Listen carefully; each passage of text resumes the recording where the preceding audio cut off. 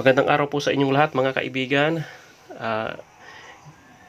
Day 4 na po ng enhanced quarantine dito sa Camarines Sur. So ibig sabihin pang-apat ng araw at ang sitwasyon po namin dito ay okay naman po at hindi naman kami gaanong nahihirapan. May mga budget pa naman kami at may pera pa at may mga pagkain pang naitago. Kaya ngayong araw ay hindi po ako pupunta sa palengke. Dito lang po ako sa bahay. Ang ginagawa ko po ngayon ay nakikinig ng balita. At aking napakinggan na mayroon pong namatay na lead singer, yung Mulato Band.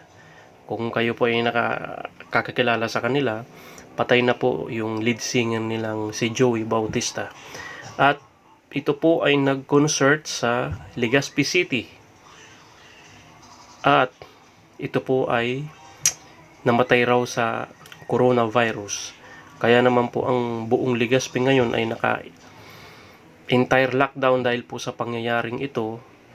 Hinahanap na po yung mga nakasama nung banda, kung sino-sino po yun, yung hotel na tinuluyan nila, yung nagpakain sa kanila, at yung mga nasakyan niya, nakasama niya sa eroplano, tinitrace na po ngayon yun. Kasi biglang namatay yung lead singer ng Mulato Band na pinaniniwalaang may coronavirus. Kaya mahigpit po ngayon ang buong Legazpi at hinahanap na yung mga nakasama ng lead singer na si Joey Bautista. I hope so na sana po sana hindi virus po yung kinamatay niya para wala tayong alalahanin. Pero nag-iingat po ang gobyerno natin kaya tinitrace yung mga tao nang nakasama niya. Baka malalaman kasi kung mayroon yun, lalagnatin yun eh. Kung may sintomas, i-quarantine po yun. Okay, yun po ang narinig ko sa balita. Kaya ano sila ngayon, talagang mainit ngayon sa Legazpi. At mayroon din po akong napakinggan na mayroon pong nahuling OFW sa Pili, Camarines Sur na galing ng Thailand. Sakay ito ng isang Grab. At nung tinanong kung pig-quarantine siya, hindi raw siya na-quarantine, kaya nagtaka yung mga pulis.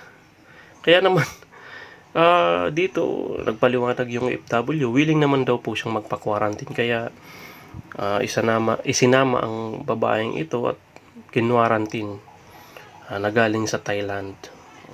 Yun po ang balita ngayon. Ang pinagtataka, bakit siya nakalampas sa higpit ng pag-quarantine dito sa buong Luzon. Ayun po ang iniimbestigahan sa ngayon.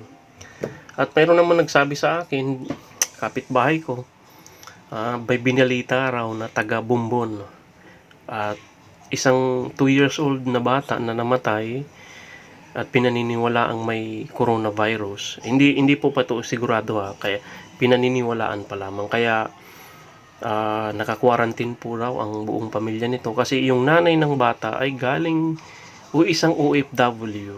Kaya siguro yun na quarantine sila dahil galing po sa ibang bansa yung nanay ng bata. Ayan, yun po ang balita dito sa Camarines Sur. Pero sa ngayon po, wala pa akong naririnig na balita na talagang positive na mayroon ng coronavirus na na-infect dito sa Camarines Sur. At sana po nga wala para naman hindi na kami mataranta pa at tuluyan ng karoon ng katahimikan dito sa Camarines Sur.